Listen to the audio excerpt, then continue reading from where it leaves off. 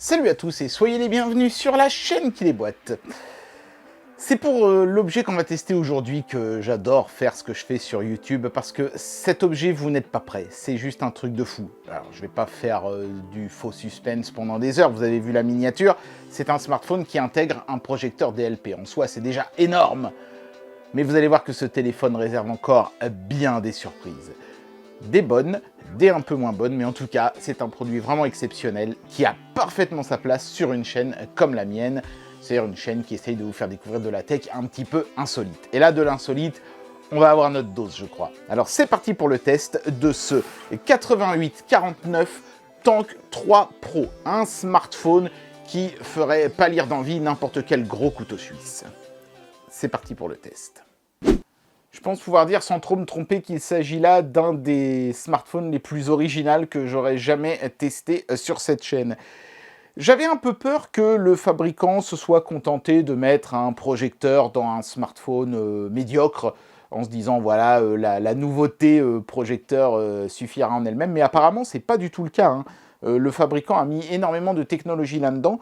Il y a 512 Go de stockage, il y a 16 Go de RAM, je suis sûr que beaucoup d'entre vous n'ont même pas ça sur leur PC. Il y a un bel écran 120 Hz qu'on peut faire fonctionner aussi en 90 Hz. Et apparemment, on devrait pouvoir faire tourner même les jeux les plus demandeurs à fond la caisse là-dessus, sans aucun problème.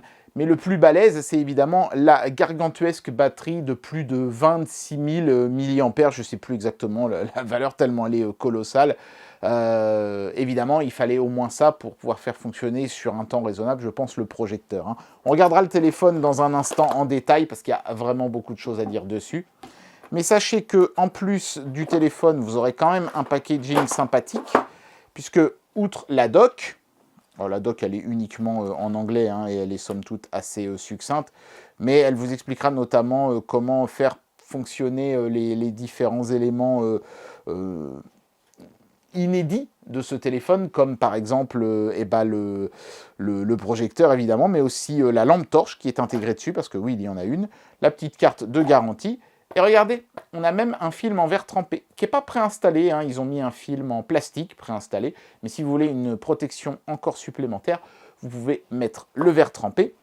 On a un câble de recharge qui est USB type C aux deux extrémités, et surtout, et là le constructeur s'est pas foutu de notre gueule, on a une belle power brick de 120 watts en power delivery qui pourra recharger rapidement la gargantuesque batterie de ce smartphone. Ça a l'air de rien, mais ça, c'était juste indispensable, hein. Ce truc met forcément beaucoup de temps à se recharger vu qu'il a une énorme batterie.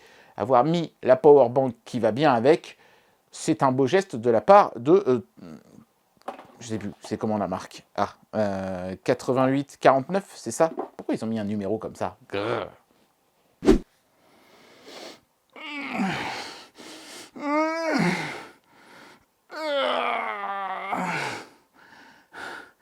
Oh la vache, il est balèze. Si vous trouviez que les précédents smartphones renforcés que j'avais testés étaient trop gros, vous pouvez directement oublier ce téléphone-là, parce qu'il les ridiculise en termes de taille et en particulier en termes d'épaisseur et de poids. La faute, encore une fois, à la grosse batterie, hein. Voilà, le constructeur voulait mettre un projecteur. Un projecteur, ça bouffe du courant parce que ça envoie beaucoup de luminosité. Et donc, il fallait mettre une grosse batterie pour que ça tienne le temps de projeter un film, au moins. Et là-dessus, on ne peut pas dire qu'ils se soient foutus de nous. Ce sera le cas, hein. Et vous allez voir qu'ils ont intégré plein d'autres choses, en fait, dans ce téléphone. Ils ne se sont pas contentés du projecteur, ce qui est plutôt une bonne chose. Voilà. Oh, regardez-moi ça comme il est beau. Magnifique. Donc, ici à l'arrière, vous pouvez voir qu'on a un module photo avec 4 objectifs. Enfin, je ne sais pas si vous pourrez le voir. Voilà, j'essaye de jouer avec mes éclairages. J'en ai beaucoup maintenant. 4 objectifs plus une LED flash dont on se demande finalement pourquoi elle est là, puisque vous avez une énorme LED ultra lumineuse ici en dessous qui sert en fait de lampe torche. Et ici, je ne sais pas si vous pourrez le distinguer, mais il y a un projecteur infrarouge, car un de ces 4 objectifs est en fait un objectif infrarouge qui vous permet de filmer dans le noir complet ou de prendre des photos dans l'obscurité la plus totale. Et avec 4 LED infrarouges, le projecteur vous permettra vraiment en particulier en intérieur, de voir comme si vous étiez en plein jour. Hein. C'est assez bluffant.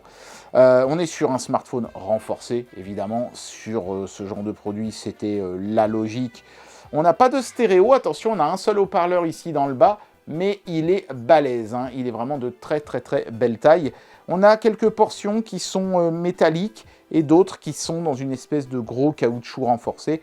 Mais le téléphone renvoie plutôt une bonne impression hein, au global. Alors on va faire les faces une par une, on vient de voir la face arrière. Ici sur le côté, on a la molette de réglage du projecteur, le tiroir SIM, 2 boutons pour régler le volume et 2 boutons ici qui sont entièrement programmables, sachant que par défaut, le bouton rouge allume la lampe torche derrière, mais vous pouvez les reprogrammer l'un comme l'autre pour des appuis longs, des appuis courts et des doubles clics. Donc c'est plutôt quand même déjà très complet.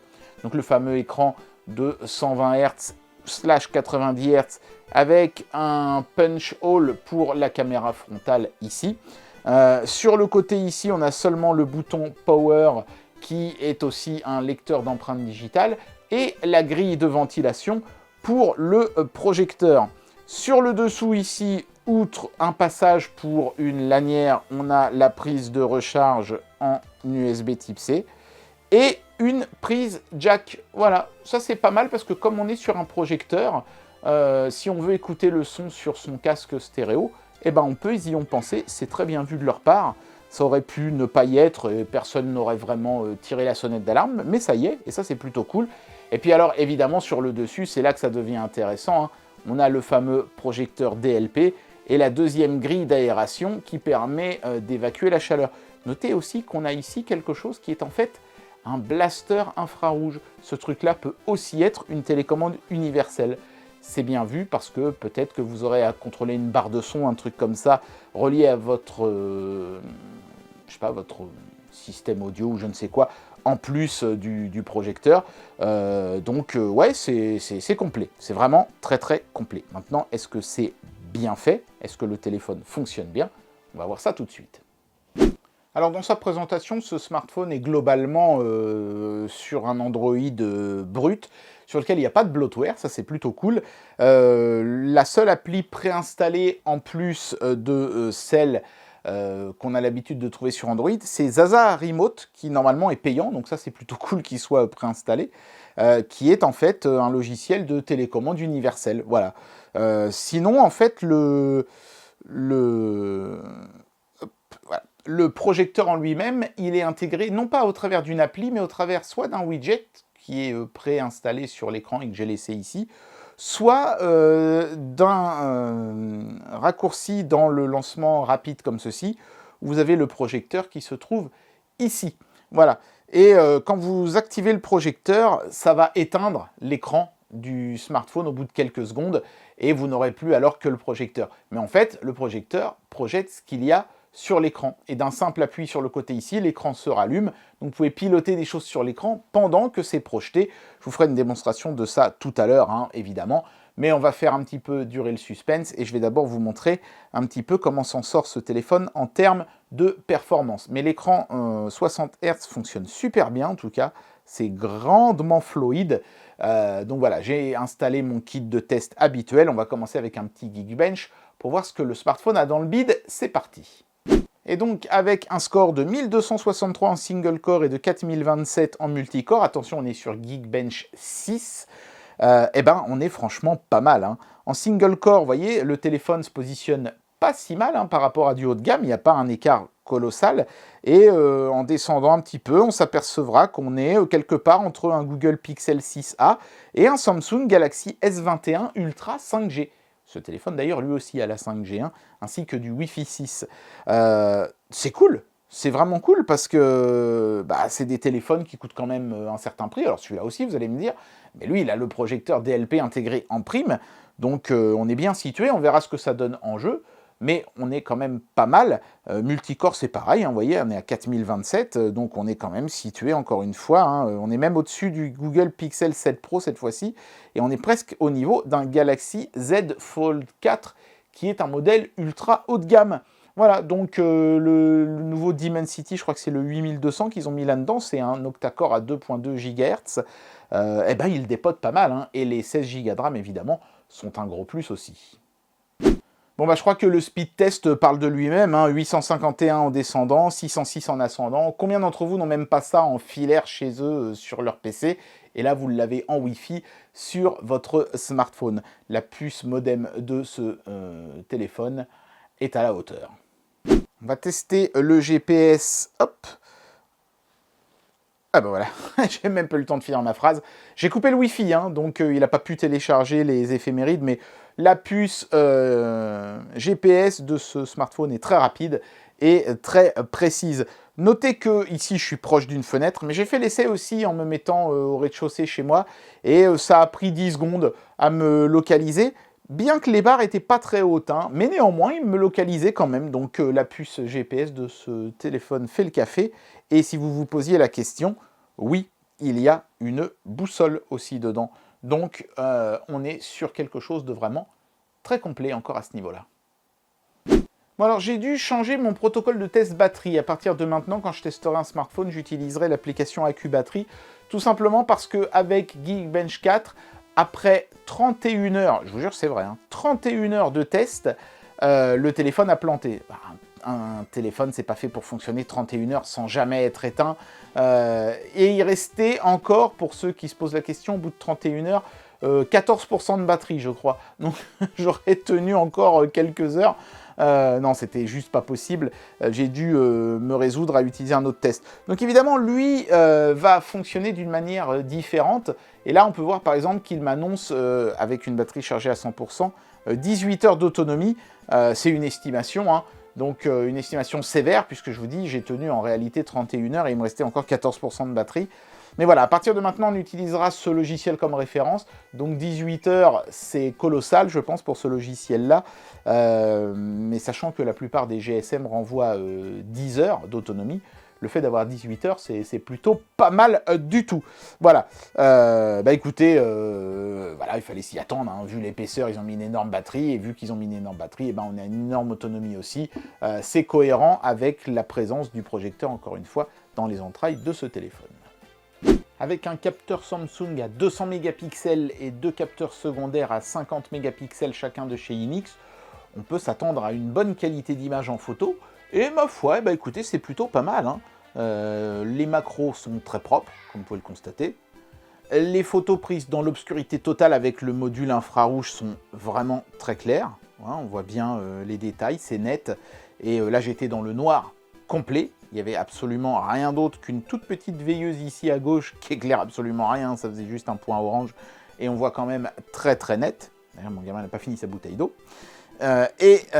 Ici, une photo prise dans la pénombre, sans flash, montre des détails plutôt pas mal. J'ai fait le point sur le médaillon de Sangoku ici. Et ça marche bien, hein. Franchement, les photos sont propres. Alors, il reste évidemment mon petit test en extérieur. Les couleurs sont peut-être un petit chouïa exagérées. D'ailleurs, c'est peut-être, je pense, le plus gros défaut de l'appareil photo de ce téléphone. C'est qu'il y a un post-traitement de l'image qui est très lourd. Un peu trop lourd. Ça manque un peu de parcimonie. Donc certaines couleurs sont un peu trop vives. Et c'est très lissé. Ce qui fait que, vous voyez, hein, le test du truc à l'horizon, là, ça marche. Hein, on voit quand même les différents étages. Mais c'est pas aussi net que sur d'autres smartphones que j'avais pu tester, notamment des smartphones haut de gamme. On est quand même dans la moyenne haute, mais c'est pas le meilleur photophone que j'ai jamais vu non plus. Ça reste néanmoins quand même très très très correct, hein. Ils auraient pu faire bien pire. Ils se sont pas foutus de nous, 200 mégapixels, ça permet quand même de faire de belles photos nettes et précises. Sur la lecture de vidéo, je ne suis pas vraiment inquiet, hein, puisqu'on a un super processeur là-dessus, donc de la 4K en 60 fps, ça devrait passer crème. On va voir ce que donne le son. J'ai mis à 100% là.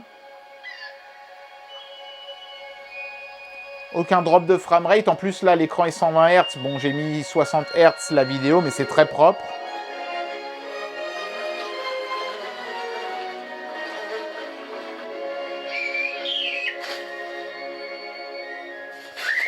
Ça sature pas, mais c'est un peu strident. Mais bon, c'est souvent le cas sur les haut-parleurs puissants et de petite taille.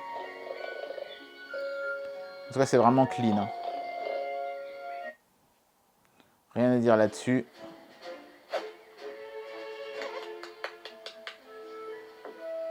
Allez, en plus, regardez vos séries là-dessus, ce sera du bonheur, hein. C'est compatible, j'ai vérifié, hein, avec les DRM de chez Netflix, Disney+, et compagnie. Donc vous aurez de la Full HD sur ces vidéos-là sans problème. Et vous pouvez regarder littéralement plusieurs saisons d'affilée d'une série et il vous restera encore de la batterie. Donc que demande le peuple? Alors il nous reste à tester les jeux. Donc j'ai mis Oddworld New and Tasty, résolution à fond, tous les effets graphiques activés. Je lui fais pas de cadeau, hein, puisque là, on est supposé être sur un téléphone capable de faire tourner ce genre de jeu à fond les ballons. Eh ben écoutez, c'est ce qu'on va voir. En tout cas, la fluidité pour le moment elle est top hein, dans l'interface. Le 120 Hz apporte vraiment un confort.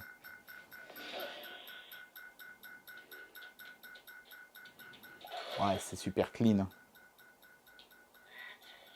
C'est super clean. Franchement, c'est magnifique.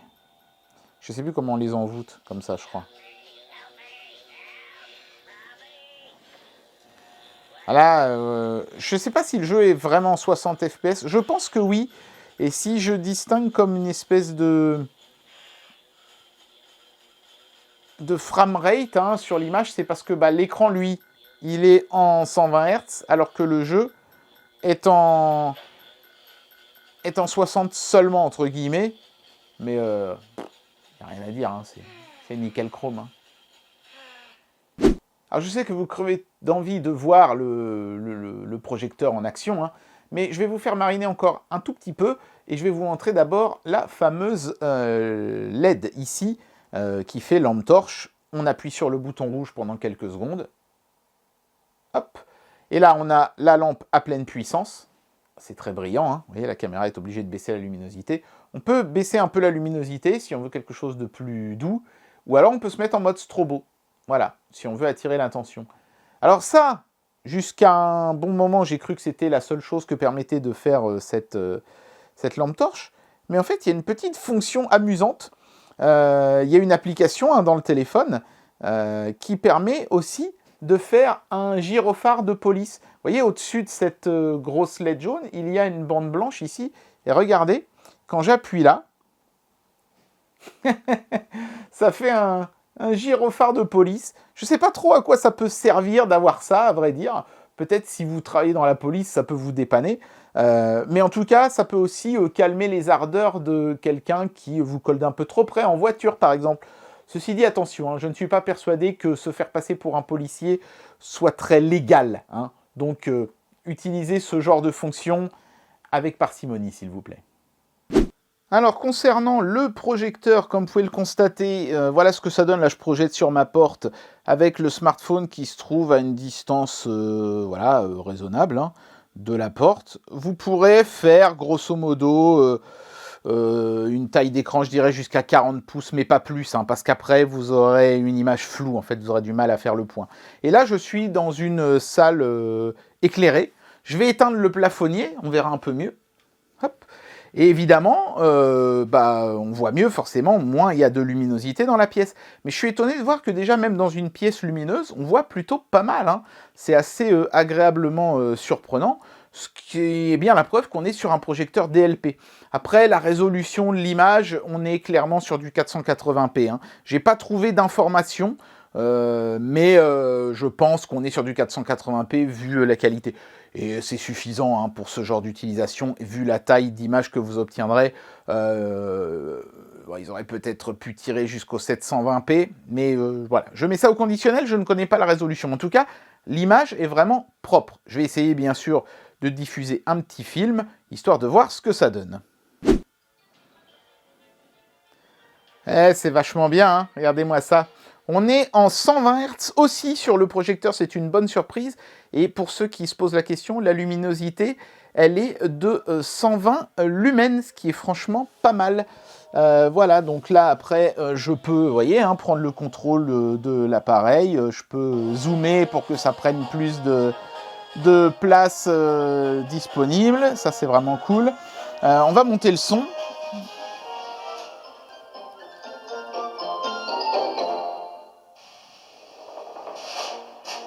Chose sympatoche aussi, il y a une correction automatique du trapèze. Autrement dit, si l'image est tordue, il redresse tout seul. Hop, là vous avez vu, ça a redressé. Et si je me remets comme ça, il va redresser l'image à nouveau. Ça prend un petit temps, mais tac, vous voyez, l'image sera toujours bien rectangulaire automatiquement. Et ça, c'est vraiment trop cool. Allez, ultime petit essai, la fameuse télécommande universelle. Hop. Alors, est-ce que ça fonctionne si j'essaye par exemple d'augmenter le volume? Oui. Et de le baisser? Oui. Voilà. Donc, ouais, la petite diode infrarouge pour piloter ces appareils à distance fonctionne aussi. Ce qui fait vraiment de ce téléphone certainement l'un des plus complets que j'ai jamais testé. Eh bien voilà, j'en arrive à la conclusion de cette vidéo et je vais vous donner mon avis sur ce produit. C'est sûr que ce téléphone, à l'usage quotidien, sera particulier, hein. Sa très grosse épaisseur et son poids vraiment très important en font un appareil qui, évidemment, sera particulier à manipuler. Ça, c'est clair et net. Mais alors, par contre, si vous cherchiez un téléphone qui en intègre un max, et si vous avez envie d'être le king de la soirée avec le téléphone le plus original de tous, là c'est sûr que vous allez gagner, hein. Entre la grosse lampe ici, le gyrophare, le projecteur infrarouge ultra puissant, les boutons programmables sur le côté, toutes les fonctions et la puissance démesurée dont il dispose, et bien sûr, évidemment, ce projecteur DLP intégré complètement dedans sur le dessus ici, c'est une réussite, hein. Le projecteur fonctionne bien, le système de ventilation est silencieux, et franchement, je n'ai pas remarqué de chauffe, hein. J'ai fait tourner la vidéo pendant 20 minutes, et on sentait la surface de l'écran un petit peu tiédir ici, l'arrière lui restait frais. Non, franchement, pour moi, c'est un concept intéressant. Mais évidemment, il faudra faire fi de son poids et de sa taille. Voilà, bon, je pense que le but, c'est plus finalement d'avoir un projecteur sur soi qui fait téléphone que l'inverse, j'ai presque envie de dire. En tant que projecteur, il est plutôt compact. En tant que téléphone, il ne l'est pas vraiment. Donc, chacun verra midi à sa porte. Mais en tout cas, ouais, c'est un concept marrant, fonctionnel. Et écoutez, à vous de voir si la fonction projecteur vous est indispensable. Vous ne trouverez pas beaucoup d'autres téléphones de toute façon qui, je pense, intègrent cette fonctionnalité-là, hein. En tout cas, pour le moment, ça risque de rester encore quelque chose d'assez confidentiel. Mais c'est justement pour ça que j'étais fier et content de pouvoir tester ce produit pour vous. Je ne lui ai pas repéré, outre évidemment sa taille et son poids, de défauts majeurs. Le constructeur m'a aidé quand j'ai frisé le téléphone en plein milieu d'une mise à jour. Il m'a aidé à faire repartir le téléphone alors que c'était mal engagé au début. J'étais même un peu inquiet. Donc c'est cool, ça veut dire qu'il y a des gens derrière qui soutiennent le produit. J'ai vérifié s'il y avait des mises à jour logicielles. Il y en a eu une entre le moment où j'ai reçu le téléphone et le moment où je fais ce test. Il s'est à peu près écoulé 3 semaines. Donc, après, je ne sais pas combien de temps le produit sera maintenu à jour. C'est toujours un petit peu l'interrogation sur ces produits chinois. Mais on est sur Android 13, on a de la puissance, on a un projecteur de bonne qualité. Donc, il n'y a aucune raison de penser que ça ne va pas fonctionner. En tout cas, pour le moment, je trouve que ce produit est vraiment intéressant. Particulier, mais intéressant. Et bien voilà, c'était le test de ce 8849 Tank 3 Pro. C'est pas facile à se souvenir du nom, je sais pas pourquoi la marque s'appelle 8849, mais en tout cas, j'adore ce qu'ils font. Même si c'est clairement pas le smartphone que vous allez vous trimballer au quotidien, c'est clairement un téléphone qui sera un sujet de conversation et qui vous rendra des services si vous avez besoin d'un projecteur et d'avoir tout le temps un truc sous le coude. C'est moins encombrant que de trimballer et un projecteur et un smartphone. Mais par contre, évidemment, pour un smartphone au quotidien, là, en revanche, c'est beaucoup plus encombrant. Voilà, donc, vous pèserez le pour et le contre, mais en tout cas, c'est un produit intéressant, amusant, insolite et innovant. Moi, j'ai adoré. J'espère que cette vidéo vous aura plu, et moi, je vous dis à très bientôt pour un prochain test. Allez, tchuss!